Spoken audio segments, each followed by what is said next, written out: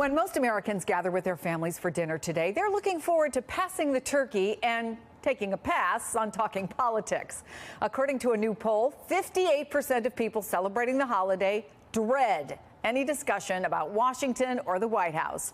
Only 31% say they're eager to talk politics with their family and friends. So how do you keep a polarizing topic from destroying your holiday dinner? Let's ask Dr. Lisa Palmer, a psychotherapist with the Renew Center of Florida. Good to see you. Happy Thanksgiving. Happy Thanksgiving to you. It is a beautiful season, but it can definitely be a very stressful season, and we have to be prepared for that at the supper table. Otherwise, we can really stir the pot, right? Yeah. So we want to make sure we set boundaries and that we take a breather and that we shift conversation to topics that are more, less stressful. So just don't talk about it? I definitely want to emphasize. Well, I do believe that it's important to share our opinions, right, and to express ourselves, but we have to do it in a respectful way, and that means to listen to understand instead of listen to reply. This is so emotional for so many people, though. I mean, I don't know how realistic that is. We all probably go into it saying, you're saying to your husband or your wife, let's, calm it down, and then you sit down and somebody says something and all bets are off, right?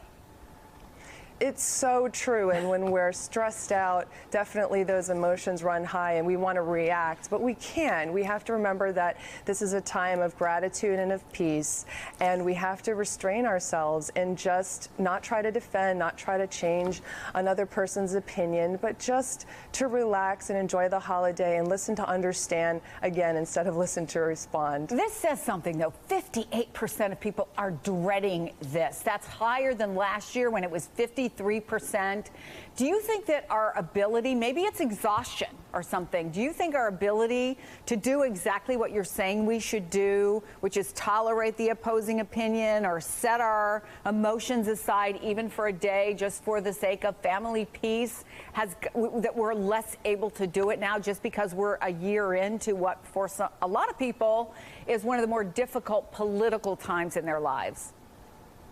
Absolutely, and politics is so polarizing. It was before and it is now, and even more so now with all of the tragedies taking place. But we really do have to put that aside and not let our emotions get the best of us. Maybe try to do some meditation or something before your meal with your family members and take it easy. A big home circle. I can just see it in people's living rooms. Let's all take a break.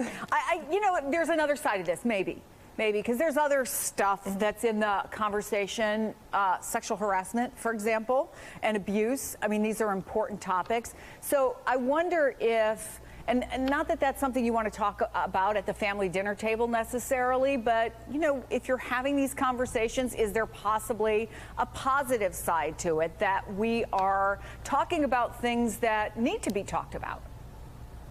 Well, no doubt these conversations about sexual harassment are going to come up at the dinner table, but I do think there's a positive to that because I think we can all agree that it's a bad thing and that it shouldn't be happening. So maybe that is a conversation we can actually shift to and agree on.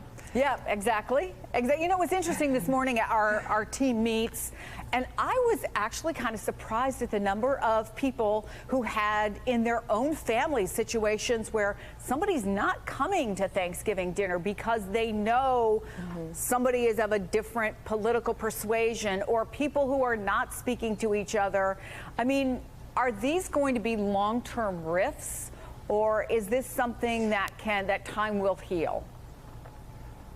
Well, people are always going to be afraid of attacks, and we tend to go into that fight or flight response, but we definitely have to really try to become more comfortable with people disagreeing with us, too, and be comfortable within our own selves and our own opinions about these things. And it's so important to the health and vitality of our nation that we can share differences of opinion and do so with respect and confidence within ourselves, no matter what our political opinions are. I'm a total coward, so I just say I talk about this all week long. I don't need to talk about it in my off hours, and people actually are very sympathetic to that. So I sympathize, however, with the rest of the people out there who are going to have a tough time at the dinner table today. Take an extra helping, keep your mouth full of stuffing, and maybe just move on. Thank you, doctor. Good to see you.